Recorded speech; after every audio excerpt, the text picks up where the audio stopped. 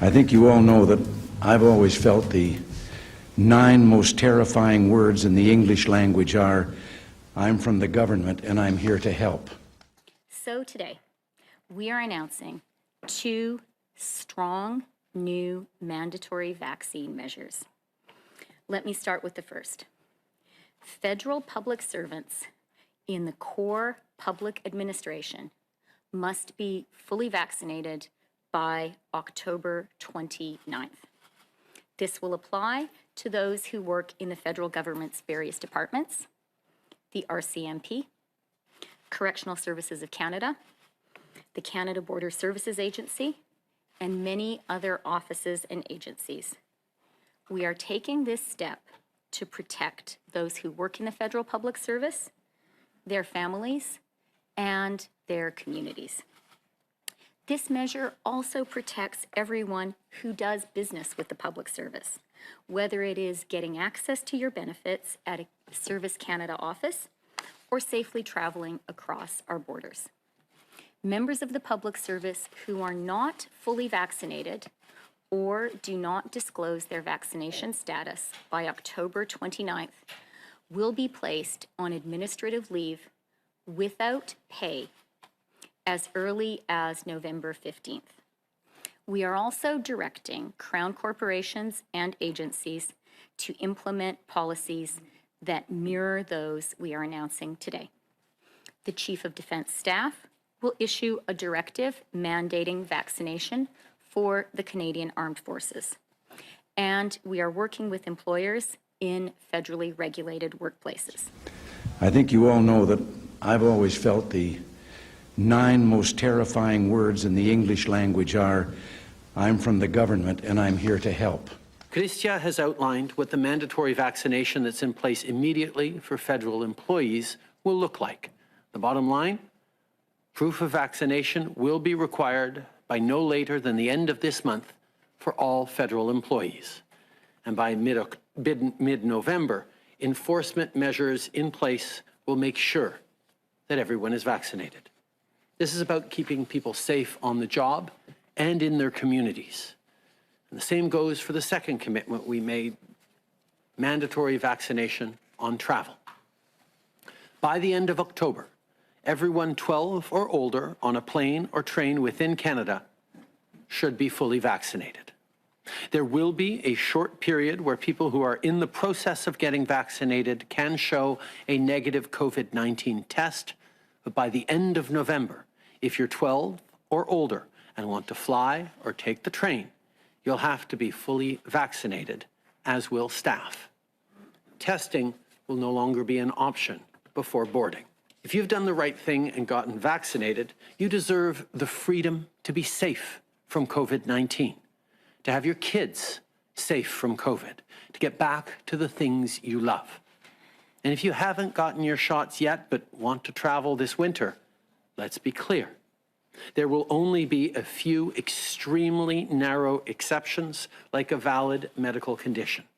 For the vast, vast majority of people, the rules are very simple. To travel, you've got to be vaccinated. These travel measures, along with mandatory vaccination for federal employees, are some of the strongest in the world. Because when it comes to keeping you and your family safe, when it comes to avoiding lockdowns for everyone, this is no time for half measures. Already, we're delivering on the first of our vaccine commitments, and in the weeks to come, we'll get the job done on a vaccine passport for international travel. We'll be there to foot the bill for provinces and territories that roll out proof of vaccination programs, and we'll introduce legislation to make it a criminal offense to threaten or harass healthcare workers. Good evening, everyone. Thanks for joining us tonight on the Will and Dave Show. Quick little content advisory as we get into things. We're going to be talking about COVID, obviously, its effects on travel, and it can get a little bit hairy. We're going to be talking life and death situations, as well as some pretty significant social ramifications. We just want you to be aware of that as we get into tonight's show. Welcome to the Will and Dave Show.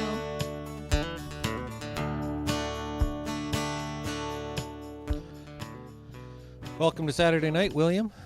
Thank you, thank you. Every time I hear that jingle, I get a little bit nostalgic because I haven't seen Allison in a long time, literal years. So I get a little bit nostalgic when I hear her intro or show like that. It's nice. I believe she's headed your way within the next month or two. That's news to me. They're Happy to hear it.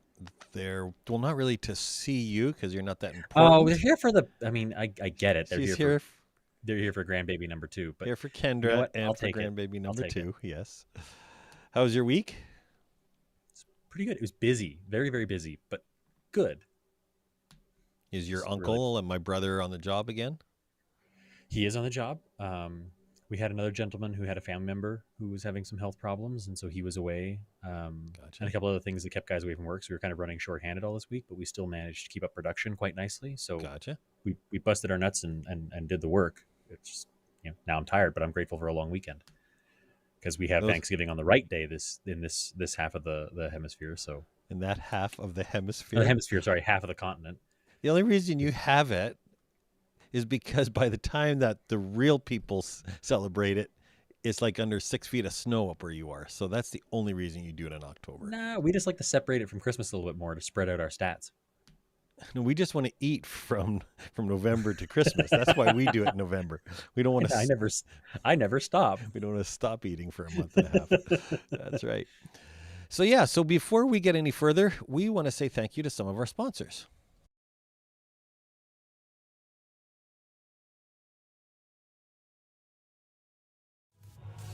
Phone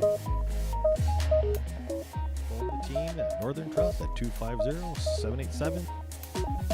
The sponsor for this episode is Northern Truss, your one-stop shop for floor systems and for all your truss needs. Phone the team at Northern Truss at 250-787-3033, locally owned and operated in Fort St. John, BC. Hey there, and thanks for tuning into the Will and Dave Show. I'm Susan, and I don't know about you, but I think that in the whole world, there's nothing as warm and comforting as a handmade quilt. And quilters the world over have wonderful stories to tell. So to showcase their stories, I host a podcast. It's called Measure Twice, Cut Once, and Other Life Lessons Learned from Quilters. You can tune in to the podcast anywhere that podcast apps are, whatever your favorite is, or you can find a direct link on my website, stitchedbysusan.com. And now, back to the show. Well, William? So if you aren't able to support us via our sponsors earlier, if you want to directly support the show, you can also go to www.buymeacoffee.com/WillAndDaveShow. And for the price of a cup of coffee, you guys can help support the show and as we try to grow it and push it forward. Evolve it into what we want it to be. Cup of coffee. It's my Cup of Ecamm coffee mug, who we stream this with. Look at that yes. cross. Look at that cross promotion. Yeah. Ooh. If only I got something for it. Yeah. Got a nice mug, so I got probably a paid nice for the mug. mug. Yeah, so now that the money grubbing's out of the way. Yeah. So I learned a new phrase this week, Mm-hmm. and I'm still exploring it. Right. It's the alt middle. And I think I fit in that category. Can you define that? No. I mean, like I get what alt and middle obviously mean, but what is it Hard supposed to be? middle. Hard middle. There's alt So, like, right, a which is hard obviously centrist. yes. There's alt right, Okay. which are all the crazy people on the right. There's alt left, which is you. I mean, which is all the left people. I'm bugging you, by the way. And then there's Rude. hard middle. Rude. Yeah, I am rude sometimes. And I do think I think I identify in the alt middle. And what I think, and from reading the very little bit I did about it, is that it's a very large group. Mm-hmm. It's not the extremes. Right. It encompasses a lot of the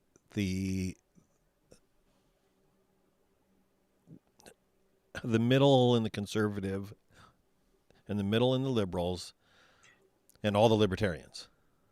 Well, no. I do think I think calling do. calling libertarians centrist is not correct. I think you'd be I surprised. think they're more center than alt right. I would not call them that. I still I'm still camp researching them. it, so I'm not going to Yeah. argue with you. I don't mean this as a negative, but I would still consider libertarians to be traditionalists, which is a very conservative way of looking at it. I still consider them traditionalists. Why would you say that? Why? I mean, Yeah. they're an excess, or not an excess, but a stronger emphasis on individuality, on Yes. self-reliance, Yes. not just on a personal sense, but in a social sense, that you are Yes. reliable for you and you alone, and less reliance on government, which is fine and dandy, and was fine and dandy back before the world was what it is now. But it doesn't cut the mustard anymore in modern society. That just doesn't function. Ooh, man, we're going to have a That show that about level that of one. individualism isn't compatible with today's society, I don't think. We're going to have a show about that one because I would love to see more individualism. I think it's a great idea. Yeah. Put a little pin in that. Boop. Yeah, that's right. No, I'm going to do my boop. Oh, There, that's my boop. okay. So I don't like this phrase, Yeah. but Am I going to That have was to beep the something most- out? that was the most boomer thing I think I've ever seen you do on this show. What's a boomer thing? Was use the MLG horn as a for that. Well, I could have done this one. That's better. That's better. That's better than the MLG horn. That's So what Oh is my God. MLG? What it's actually that's a more modern term for it. That horn What is is just like What is the MLG? quintessential over the MLG is a gaming term. It's an Okay. acronym, I think. For? But something league, Master League Gaming or something like that. It's an old term, Okay. like in gaming, in professional gaming years. Anywho, Anyhow. that horn, the fog horn, the sports horn, whatever you want to Gotcha. call it. Okay, boomer. There, I said it. Okay. That was. So I'm that a was what I was boomer? getting at. So am I a mean, boomer? I spoiler don't even alert, know you what a are. boomer is. It's I mean, It's technically, me? it's based It's on your me? age, what kind of Okay. generation you were born in. I don't actually know if you qualify as a boomer. I So don't know if what you're is- old enough for that. You talk about what we're going to talk about today. I'll Google boomer for you. Well, no, because I wanted to give you a hard time about the beer that's sitting on the desk beside you that you said had a What? chocolatey flavor. And I'm trying to think, yeah. what kind of beer has a chocolatey flavor and can still be good? I don't like any beer, mind you, but It's not like it isn't. It doesn't taste like chocolate. But You there is- said if, it's a hear me out, chocolatey hear beer. me out.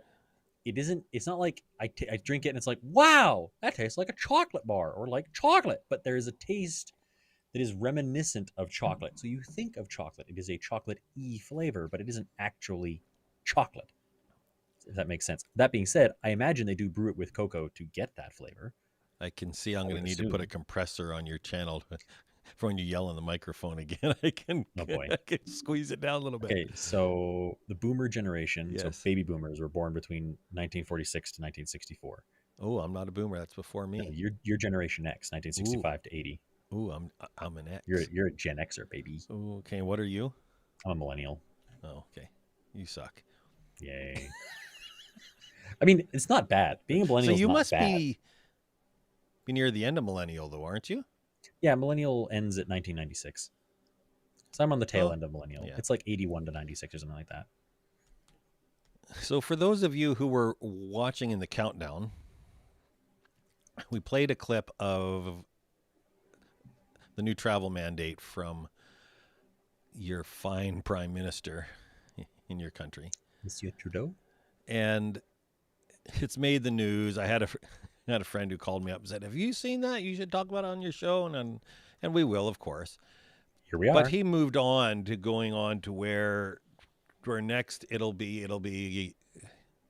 have, what's the word I want?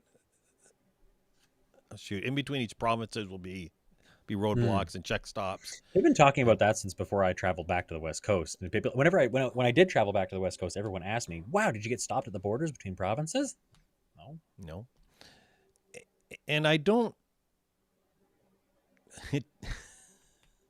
It's where these things lead to, is when government reaches,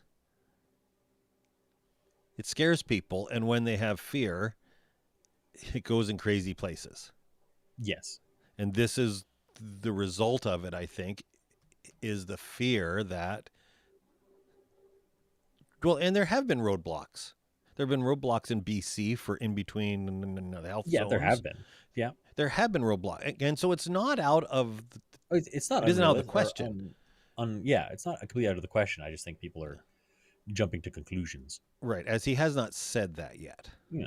And I think that it's weird because like a healthy amount of skepticism is good, seeing your government do something and being like, wow, I hope they don't go further, but assuming that they're going to go further, I feel is taking it too far. It's like me looking at Texas with their new abortion laws and assuming that the next thing Texas does is going to make it so that women have to register with the government before they can get laid. It's like it's jumping a whole bunch of levels with no real indication that it's there yet. I feel like this Or is a little maybe more they're reasonable. gonna have a my example mandate. is hyperbolic, but Maybe they're going to have a mandate in Texas where before men can screw a lady, they have to get registered. not the worst idea. No, it's not. But still not. I was about to finish, but still not a good idea. It was a joke. It was a joke. Nobody should have to check with the government before they can get laid. No, they should have to check with their moral compass. Yes. Okay, so moving along that vein, because it is the vein, and we have 3 of you fine folks watching us, and I would love to know who you are. So say hi in the chat. Chocolatey. We would love to mock you. Will be nice if you're This is nice. not chocolatey.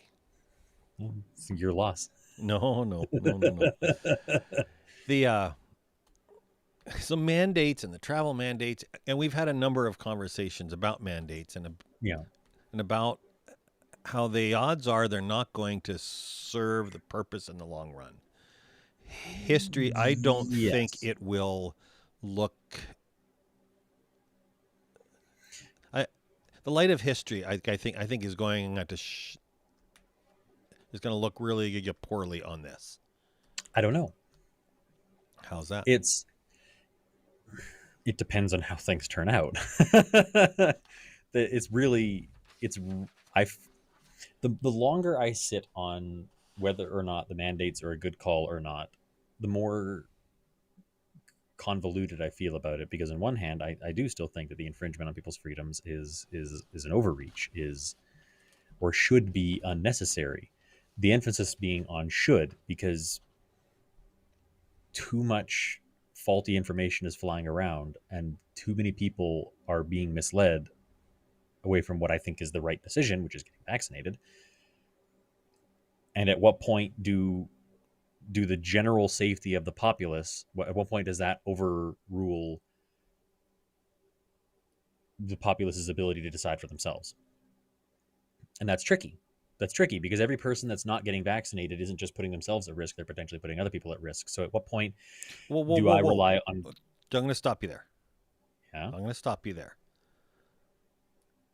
How is that the case? Because there's a litany of reasons. Let's use Okay. Delta variant as the first example. My understanding of Delta variant is very limited, so take everything I'm about to say with a grain of salt. The majority of We should do our mutations- disclaimer here. We don't know anything, Yeah. so if you're listening Yes. to us, Great. it's for comedic value. Well, it's just we're not experts, so Yeah. This is You know, I was opinion. This is an opinion show. I was praising the BC Businesses Against the Health Pass group because they add a disclaimer every time they give information from like the mods of the group. Hey, we're not professionals. Hey, we're not lawyers. This is Right. us. We are not doctors, professionals, lawyers, politicians. We're just two white dudes in front of cameras with microphones talking about our feelings and our opinions. So that's all it is. That little value that you give to our opinions, that's all the value there is. And if you give value Anywho. to our opinions, we need to meet after. There's a therapist for you. Yeah, we can't afford that though. Yeah. But yeah, so okay, I got sidetracked. What was the question again? How is it someone else? How is, say, my not getting vaccinated? How is that putting someone else at risk? Yeah. So Delta variant, as far as I understand, mutations in viruses generally occur when the virus has the ability to jump from host to host to host very quickly and spread, and you have a higher chance of mutations. Yes. So if people are vaccinated, the chances of them getting COVID are reduced, not eliminated, but reduced. And the chances of them having serious side effects are reduced, not eliminated. Mm-hmm. But that reduction reduces the amount of spread, which reduces the amount of chances for mutations, which reduces the chance of new strains, which bad. But also some people who cannot get vaccinated. Okay, So I'll listen to that logic. yeah, I'll hold it in its own closet. If I'm correct about Delta variant. Yes, Hinging and that on my lines very along tenuous understanding. It lines along with a lot of the stuff I've read. So yeah, that's Yeah. fine. I'll take it under advisement. Yeah. And then So when you look at the mandates, you say, well, maybe there's some value there, but maybe there's overreach. yes, and I'm still teetering from a day-to-day basis. One day I'll wake up and feel like I hate the fact that government is intruding on our bodily autonomy in an indirect way, but effectively they're intruding on our bodily autonomy with this mandate, making it so that it is so excessively inconvenient for you not to be vaccinated that is in essence pushing us to be vaccinated without it's mandating a vaccination without actively mandating a vaccination for all intents and purposes. Yes. So one day I'll wake up and be like, this is bullcrap. The government should not be deciding this for me. But on the other day, I wake up and be like, wow, XYZ number of people are too stubborn to get the vaccine. And for the safety of us as a collective, someone's got to do it. And I can't do it. So it looks like the government's going to be the people to do it. And I'm still so hung up on which one of those I'm going to settle on, if I'm going to settle steadily on one of them, because I don't think it's as simple as black or white in that regard. So one of the things that I always ask myself in these situations is, what is freedom worth? It's a good question. It is a good question. As I heard in that intro from Trudeau, he said, all of you who want the freedom, he used it in lights of traveling, you just have to get the vaccine. Mm-hmm. To what he is saying and insinuating is that I'm going to give you the freedom if you do XYZ. And I don't know about the if that's really freedom, if he holds the reins of that freedom. But that same kind of logic applies to many things in our life, whether it be driving. You should have the freedom to travel within your own country, but if you want to drive, you have to go pay money, get a license, pass a test, and show that you can do it. Or owning a firearm. You know, those are all things that are... Oh, it's a little large. Yeah, I'm getting there. We'll circle back to that in just half a second here. But yeah, if those there are things that we take for granted today as freedoms, like the ability to drive, that Right. are regulated, and they're regulated because they should be, because it's a relatively simplistic measure to take care of a significant risk to human life. Seatbelts. I don't know if you've seen, there was a video circulating on Facebook. I may or may not have shared it, about how people were so uptight Yes. about having to be forced to wear seatbelts, and they were In the bent out of 70s. shape about it. In the Yeah, 70s, and it's yes. like, now that's just like, duh, seatbelt. Like, why would you not wear a seatbelt? Well, there's lots of reasons not to wear a seatbelt. Like, what? You don't want to.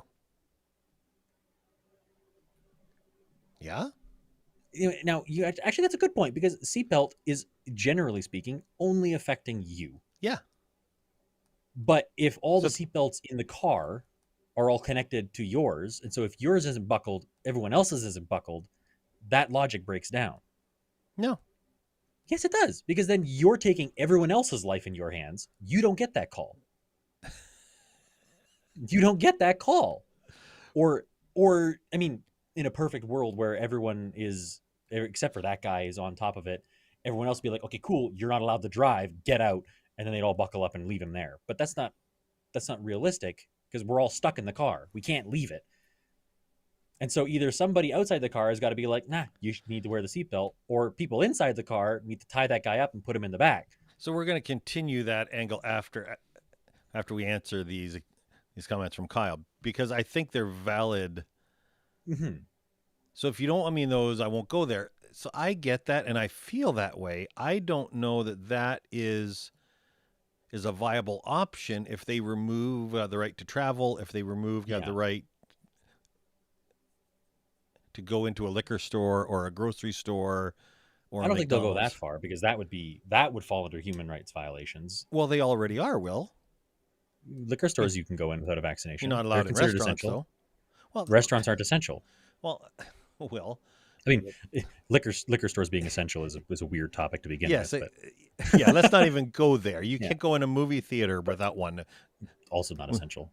But to go back to what you were saying with Kyle's comment, I think that in this regard, you're right, Dave, because other things like you wanting to see your granddaughter, The show's you being have to travel for that. the show is being recorded. You said I was right. Yeah, I know, don't get used to it. That's your one for the year. And But I the think vi- you're right. It's for some people it's okay not to do those things, and you can manage just fine. But for other people, it's such an extreme Yes. hindrance on what they want to do with their lives. So it's not as much of an option for them. Here's my issue with all mandates, and I do include seatbelts in them, is that, and we come back to the clip in the opener from Ronald Reagan, and can you have some pushback on this? I know the idea that, Yeah. the worst words in the history of mankind is "I'm here from the government." No, I'm the here to worst help." words according to him are. Yeah, the "I'm worst here words from the according government." to Ronald Reagan was "I'm here from the government and I'm here to help." Ronald Reagan is a pillar of honesty and integrity in this country, or your country. I don't know if I go that far. He just had I was really being good sarcastic. one-liners. I was Just has being really- sarcastic. Well, he is an icon in this country, and he's an icon of conservatism. Yes, absolutely correct. And Yeah. so you can argue against his personal life, if you will, or you can argue against a few of the other things that he did, but he Argue against wasn't. many of his policies. I have nothing to say about his personal life. He was an icon in conservatism, and one of the Yeah. things that he firmly believed in was a smaller government. If he did it or not is an argument, that I would love to have with all of those who love Reagan, and I like Reagan, except I think he fell down on the smaller government idea, but as it didn't work. But this whole idea that I'm here from the government and I'm going to help you is, for many of us on the right-hand side of center, is an oxymoron. And I think that's incredibly simplistic. And you're probably Yeah. right. I think that's lumping a whole big massive number of eggs in one basket.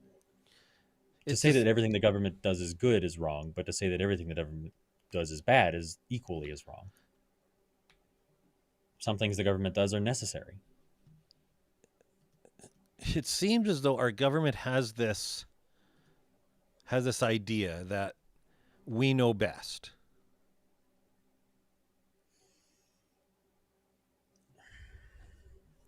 There is an inherent, not ego, that's not the right word. If any of you, if you know the word I'm trying to think of, stick it in the comments. It's not ego. Hubris? hubris is good. This hubris that they just are better than, smarter than, Right. more informed than. And those of us who are right on, who are right of center, I'm sorry. Keep going. who is Three Witches? I want to know. I'm pretty sure I know. I'm not going to tell you, but I'm pretty sure I know who that is. And anywho, continue. Sorry. Who is it? I believe that's three. My significant other and two friends in Dawson. I believe that is them. And The I'm Three laughing at Witches. their name because I think it's hilarious. And I love and appreciate all of you. Thank you for joining us. I'm sure you have better things to do on your Thanksgiving, but thank you for being here. Is it Thanksgiving this weekend up there? It's Monday, but I believe they're Okay. celebrating. Okay. It just seems that you can. I've made this argument for years that if you ask any individual on this street, almost like all countries anywhere, and you say, "Is your government efficient?" They will say no. You're right, and I don't They're- think government is efficient. They're horribly inefficient. They're horribly wasteful. Absolutely. They're horribly disorganized. Absolutely. And we look Yeah. at them for what's the word I want? The vital aspects of our lives. Mm-hmm. If it's our education, if it's Yeah. our defense, And- if it's our health, and we say, you guys do such a good job on everything else. We really want you to do these because they're really important. I don't think it is. I think it's the other way around. Nothing else gets done on the scale of those things. Like, I think of examples like those large things, like laws that protect the whole, the collective, Right. like seatbelts, things like that. Nobody else can make that happen. We have to have something that is over top of small pockets of people, something that reaches over to make those changes for the overall collective. And I think there's an argument to be made that a lot of the government's inefficiency isn't just because government is bad, it's because of the scale. Like if you look at trying to organize, like I imagine you've been a business owner, you've had multiple employees, trying to organize even just a handful of employees, or let's do something more clandestine, trying to organize who's bringing what to a potluck can be a hair-tearing event because it's hard to wrangle that many people with that much input or trying to plan any kind of party. Imagine what that's like when you're dealing with countries of millions of people. It's impossible. It is impossible to do it efficiently. Right. And it's impossible to do it in such a way that makes everybody happy. And so they're stuck in a position, and I'm not saying that this to imply that government always has altruistic goals at mind, because there are times when it doesn't. It's politics. But as a whole, they're put in this position where they have to try and do things for the betterment of everyone, knowing that a portion of us are going to bristle up and hate it. And trying to please everybody is going to end up pissing off everybody to a certain degree. So let me see if I understand you right. So I say, because they are inherently inefficient, they should not handle health or education, etc. Mm-hmm. You are saying that the reason they are so inefficient is because they have to handle these huge issues, It's these a factor. huge organizations. I think it is a factor. And I could see that. I don't think that it's a And valid explanation for their inefficiencies. If But- looked at in just those black and white terms, I'm hesitant when you say it back to me too. But I do think that they should be in charge of the oversight of such things, because that's too big. Where each school, like we're using education as an example, Yeah. each school should have the ability to adjust its curriculum within reason. There should be some sort of body that looks over it and is like, hey, what you're doing is or is not, actively hurtful to students. Like if a school is segregating students based on skin color, there has to be some sort of regulatory body that can look at that and be like, nay. this ain't kosher, bruv. I So oh man, well, I have a because it's hard because there's no black and white. There's no right and wrong. It's so complex and convoluted and multifaceted. so there is no right and wrong. I do disagree with that, as I think there is right and wrong. I mean, when you have instances that maybe push the scale to that far of an edge, but the majority of the time, there isn't a clear-cut answer. Like, do you interfere with the curriculum that schools put out, or do you create the curriculum for schools and mandate them to use it? Neither answer is completely correct, and so you end up somewhere in the middle between creating the curriculum and enforcing a curriculum, if that makes sense. So I'm Or going to not go out. enforcing curriculum. So I'm going to go out on a limb, and this analogy, it will fall apart. So it's going to be easy to pick holes in. Except I'm going to use it as I'll give you the benefit of a doubt. it makes the point I have. Years ago, when I was in the computer industry in the 90s, and everything was on serial ports and COM ports and USB ports and parallel, or there was no USB ports. I'm sorry, it was all on later. these huge honking interfaces, horribly unwieldy, horribly just inefficient in how they worked. And then all of a sudden, in one of the manufacturers, I can't remember who it was, if it was HP, IBM, they came up with the USB port. It worked so well that everybody adopted it as a standard. Mm-hmm. It was not mandated by government. It just worked well, and so everybody adopted it. As it worked well, like around the globe, they adopted it because it worked. And it wasn't overnight, although now you see every once in a while there's an Apple who says, no, I've got to do a lightning port. And everybody looks at him and say, are you nuts? And now the new Apple is USB-C like everybody else. Well, yeah, Because government had to step in and do something about it. Not about the C port. No, they didn't. It had nothing to In Europe, do. they are. In I can't remember which country it is in Europe. They actually Not are the making port. it law that, yeah, they're making it law that mobile devices have to use the same charger. And so Apple is No. being forced if they want to sell products there. That's just like one piece of it. Yes. But Apple is slowly but surely being strong-armed by various regulatory bodies. Right. And industry has been mocking Apple for years over Oh, their yeah, ports, absolutely. as it's been foolish. And as much as I like Apple devices, it's asinine. It was a cash cow for Apple. That's why There's they a did nice it. word. I like that word. Asinine? Yeah, that's good. Oh, there you go. A+ word, Dave. So I do believe in private enterprise. And I Okay. do believe it can be efficient in large scale.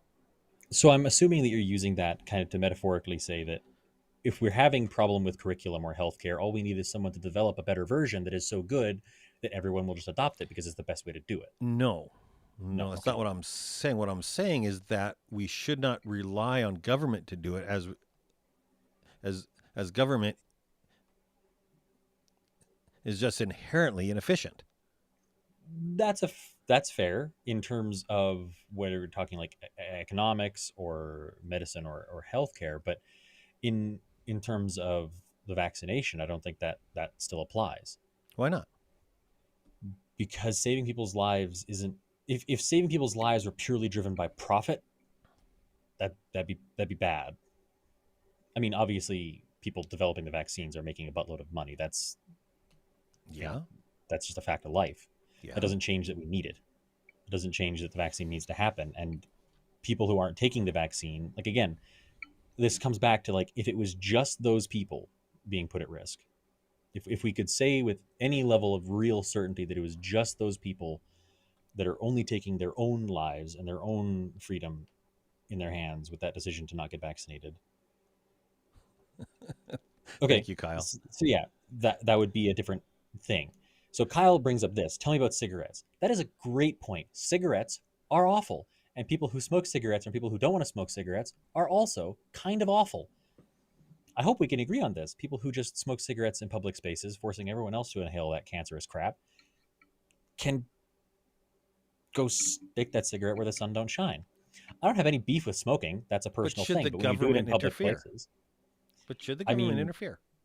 the government needed to interfere back in the day because advertising campaigns were too good at selling people on the fact that governments were perfectly fine and healthy and possibly even good for you, and people ate it up because nobody had bothered to look otherwise until doctors and governments got involved with researching it and found out that cigarettes were in fact actually really awful for you, and then forced the cigarette companies to display the fact that they are unhealthy for you.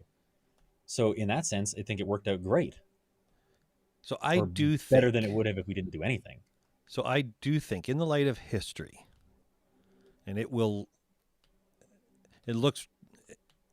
it's a great examiner of our actions. History looks back and says, you screwed up here, here, and here, and it does it really clearly. I think we're going to look at what has happened in the COVID experiment, in the Great Reset, as Trudeau said, and all these other conspiracy. But yes, Hey, he can't deny it. That's the problem. He can't deny saying it, and it's true. and overnight it birthed more conspiracy theories than you could shake a Oh my stick at. God. It's bonkers. But history will look at this, I believe, in the same light it looked at advertisements for cigarettes. It looked at the You see, the way the old Coca-Cola had cocaine in it and they advertised it. So many things that history is going to look back and say, you boys screwed up. And I believe if you look at vaccines, and now we're saying that, well, the vaccines are so good, we should be giving them to everybody. And now we're saying it to kids. see, When the data's not there for giving this vaccine to kids, it just is not there. that's why we haven't properly started giving that to them yet. We're still looking at it. We're working on it. But so I like that description you're using, but I see it from the exact flip of the coin. I think we're going to look back on this and wonder why we couldn't have done better. In sense of why couldn't we get out the vaccine faster? Why did XYZ stop us when it didn't need to? Or why were people still hesitant to get it? Because I think a lot of that falls on misinformation that's spread. The hesitancy, if all these conspiracy theories around the vaccine didn't have the megaphone to them they do because of the internet and because of how quickly people consume information. Oh, don't go there with me. I think it would have been very different. Now, I want to go back. There's two comments I want to touch on. The first one is Kyle's comment about cigarettes still killing mass amounts of people and damaging kids when they smoke around them, etc. Fantastic point. If legislation were to come out and say, you know what, smoking kills X number of millions of people, we should just abolish smoking, I might eat my words for this. This is a bit of a harsh statement, but I'm going to say it anyways because, this is television or YouTube. Cool. I'm down. Ban cigarettes. Make them illegal. Screw them. Who needs them? I don't think that's such a bad, awful idea. Because, yes, they are awful to everyone around them. But aren't you the same one who is in favor of marijuana? Yeah. But you know what? This is actually a really great point, because almost everyone that I know that smokes marijuana goes out of their way to make sure that the people around them don't have to deal with it. Everyone that I know that has smoked has been like, hey, I'm going to smoke. Can I go out the back porch where nobody's there so nobody has to smell it? And then they'll poke their head in like, hey, is this okay? Is it maybe wafting inside? I want to make sure nobody else is having to deal with it. Like most smokers that I have dealt with in my life have been the most considerate people about what they smoke. Now, maybe it's because I don't hang out with assholes as often as some, but like almost everyone that I've dealt with that smokes marijuana has been the most considerate person about what they're doing with their body, not affecting the people around them. Maybe the fact that it smells like skunks. I mean, that too, I don't like the smell. This I'll is agree also with a good you. point. Yes. History will show that, yes, we do know how to eradicate a disease. I'm going to check out the link that... I know this link. I haven't finished reading it, but I do know this link. So what is it? It is talking about natural infection antibodies versus vaccination antibodies. Gosh. I haven't had a chance to read it, and I'm scared to dissect it on the show because I don't Yes. fully understand it yet, because I haven't read it all yet. So for those of you who are active on YouTube, who watch anything on YouTube, we received permission right before the show to use. I've got some clips from Z-Dog MD, and if you're familiar at all, you'll know his stuff. He is another alt-right guy. I think he coined the alt-middle rather. He coined the term alt-middle, I think. I've been kind of half-heartedly Googling it while we're talking Yes. here, and I believe he coined it. He's a pro-vaccine, but middle of the road anti-mandate guy, and I think that it would behoove us to use a little bit of his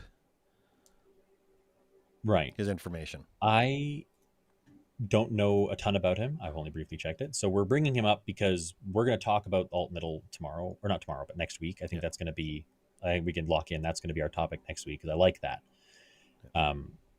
If you who are regular listeners, because we've got some regular listeners in here tonight, Kyle A., thank you for your viewership. We can recommend checking him out. I don't know that we're going to agree with everything he has to say. We're going to be checking him out this week so that we can talk about some of his stuff.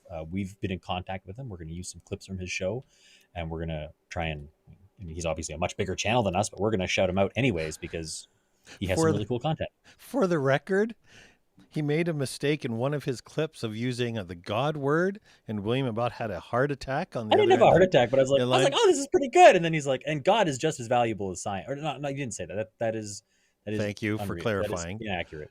He was saying that science has extreme value, but so does God. And I may or may not have opinions about that being, I'll call myself secular or agnostic.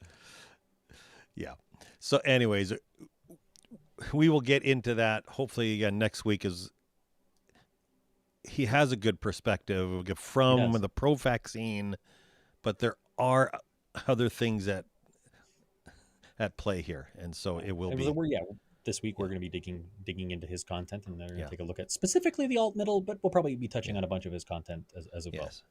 And there is an argument for the natural antibodies that it's a valid. I don't understand it enough to speak one way or the other on it. So, but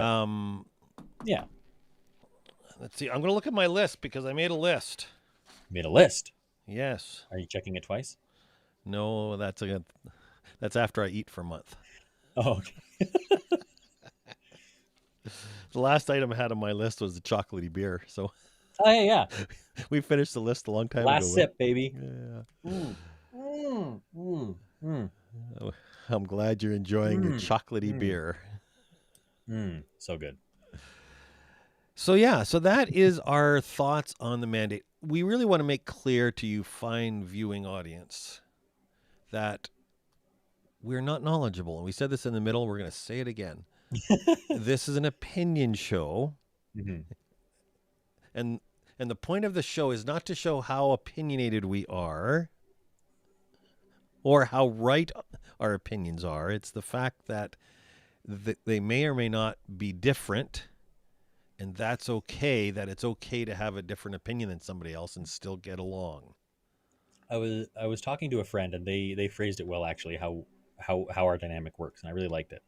Is that we can argue about things even knowing the other person isn't going to like it or may even be like aggressively opposed to it, but we can argue them with the knowledge that at the end of the day, our relationship isn't going to be in jeopardy.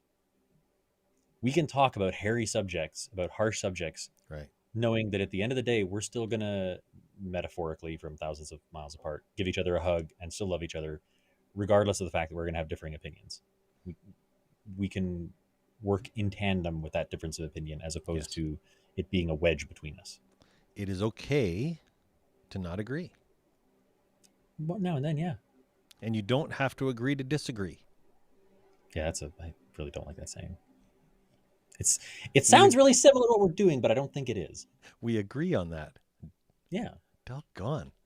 What a time. So, William, we've been 50 minutes. I think we should wrap this thing up.